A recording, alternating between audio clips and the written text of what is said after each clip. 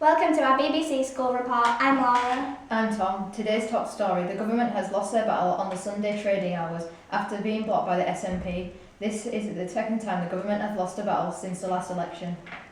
It would have extended the times up to 6 hours. The government were defeated on plans to extend the Sunday trading hours. These would have taken place in England and Wales. We asked some people around the academy what they thought about the Sunday trading. That would be handy for people who need provisions at shops and such like. I think the impact will be more for the workers who have to work longer hours on a Sunday, and traditionally that will be when they spend time with their families and friends. So I think obviously for the workers it's a detrimental thing. For the consumer it's quite a positive thing, so mixed feelings really. Ideally I'd like them open a little longer, because on a Sunday you enjoy having a sleep in, and then you've had your lunch, and then by the time you actually get into town you only get about 2 hours to shop.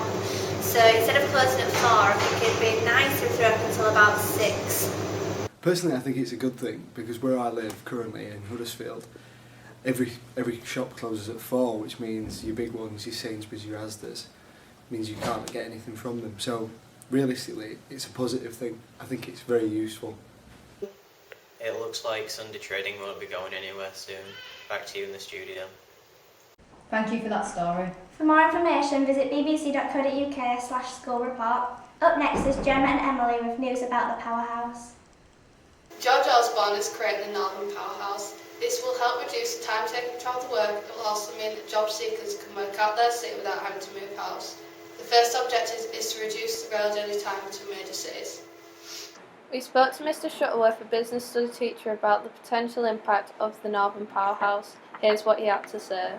By sort of trying to bring more trade, more businesses, more sort of industry up to the north, it should once balance out the problems that we have like transportation things, but also kind of create more of a sort of entire nation rather than having it very segregated in terms of where businesses are and what we do. So my sort of view is it should be a good idea, yeah. The North will be following the example set by London in expanding the M52. The Chancellor is keen to produce a boost in the economy in the North, which lags behind other key regions.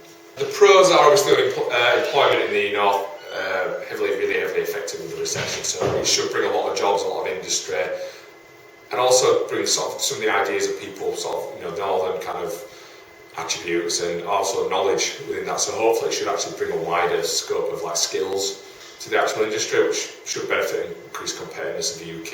Yeah, I mean at the moment our rail sort of network needs a lot of development, and obviously by speeding up, times between really make London, even sort of up north, a lot more accessible, depending obviously if they do both train lines, the high speed ones, or if they do one. So again, it should make us more accessible in terms of industries being able, companies being able to deal with ones up north and south, and also reduce commuting time. So it should make business a lot more competitive in terms of less time wasted travelling from A to B. It seems that the North is slowly catching up to London. It is interesting to see what will happen in the future. We are your reporters. I'm Gemma. And I'm Emily. Thank you, Gemma and Emily. Should we be concerned about the sugar levels in our food? And is taxing sugar the best way of tackling the situation? For the answer to that, let's go to our reporters, Ella and Emily. Sugar tax would stop millions from becoming obese. 20% tax on sugary products in the UK would prevent 3.7 million people becoming obese over the next decade. The government is considering a sweet product measure, but companies say other options will be more effective. On average, teenagers are consuming 74.2 grams of sugar, yet the recommended amount for their age range is 32 grams, nearly double the amount suggested. How do you think the sugar tax will affect school meals? I don't think it will really, because at the end of the day we are healthy eating anyway, so... The aim of the sugar tax is to reduce obesity. Whether or not this works remains to be seen. That's the conclusion to our sugar tax story. Back to Laura and Tom in the studio. Sport. The first story is about the away ticket capping in football. For years now, ticket prices have been rising. However, the Premiership have introduced a new cap of £30 for away tickets. Is this enough? The price cap will be in place for the next 3 seasons under new rules announced following a meeting of the 20-member clubs in February, where it was decided that more needed to be done to help travelling supporters who face increased costs to attend matches. It's a fantastic thing for Premier League. some prices are ridiculous. Newcastle fans, because we do travel away, how often I'm a Newcastle supporter, because they travel away in big numbers, they get charged lots of money, and we don't win away from home anyway. And so we went to Chelsea, it was £55, Arsenal charged £60, and on top of like your travelling expenses, your food you pay, some fans like to have a drink beforehand, other fans obviously don't, but it's a big outlay for fans. Like, if I was like to take my daughter to an away game, because she goes to matches with me at the home games, I'm looking at about £150, and obviously I can't afford that, and so £30, it's obviously halving the cost straight away for me. However, for some non-Premier League fans, this won't affect them. Obviously, it's good news that ticket prices for away matches will be now a maximum of £30 for Premier League. But me, as a season ticket holder for a Championship club, Sheff Wednesday, who regularly travels away to places like Leeds, from places like Leeds to Cardiff or anything like that, it can be up to £40–50. So therefore, I'm annoyed personally because games for Championship, the rule doesn't apply, and it doesn't apply for League 1, League 2 and onwards, so I believe that it should be the same for all the Football League instead of just being Premier League clubs, because they're the only clubs that are getting a reward for it. Seems like the lower prices will have a good impact on both football and the fans. Back to Laura and Tom. The next report is about the upcoming musical We Will Rock You, happening from July the 5th to July the 7th at Garforth Academy. Over to Kai for more information. Thank you, Laura and Tom. In July, We Will Rock You will take place as a whole school production at Garforth Academy. The popular shows appeared on stage worldwide. I had a chance to speak to Miss Greenwood earlier, music director. So, what preparations have been made for the play? So we started by auditioning loads of people from different year groups, and I think like over 80 people signed up to do the show, which is amazing. So we had to audition them, which was a really hard process, and we cut it down to 50, so we were quite ruthless.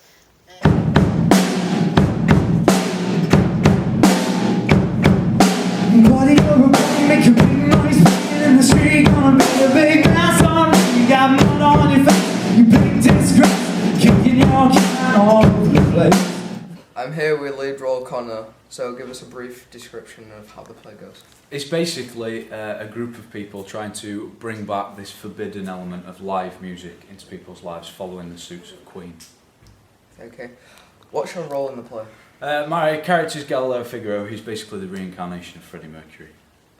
And so what we're doing at the moment, we're doing rehearsals, so every week people will come and we'll do music rehearsals where we learn the different songs we need to know, and then they'll do acting rehearsals with Mr Hoyle, who is our director, up in science. And so what we'll then do is we learn the songs, they learn the acting, and it all comes together in like big showcase with costumes, lights, and it just tells a story. Following that, should tackling be banned for under 18s? Doctors are urging for a ban on school tackling in rugby matches played in the UK and Irish schools. I think that part of playing rugby for young people and learning about the sport is tackling. It's a major part of the game, and I think as long as it's coached safely, then it isn't a problem. All coaches, when they go through their training, are shown how to teach kids how to tackle properly. So if that's done correctly, then it minimises the risk of injury. Generally, there's a risk of injury in any contact sport, but to take away tackling from rugby, I feel we'll be losing part of the soul of the game. We are all anxious to find out what will happen to school rugby. Leave your thought on social media. This is Kai reporting for BBC School Report. Thank you for that story.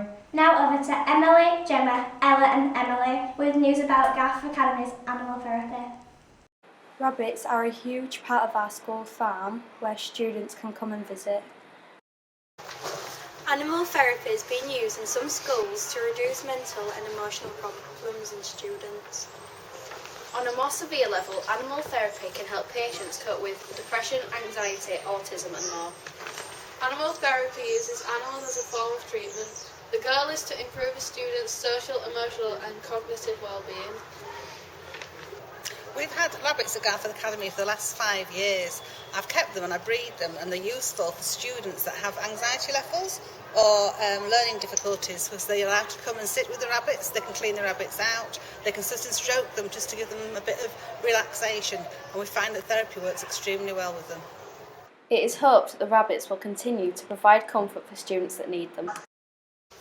Schools are well on their way to making students happy bunnies. Back to the studio. Thank you for that story. And that's it for our school report. Thank you for watching. Have a good day.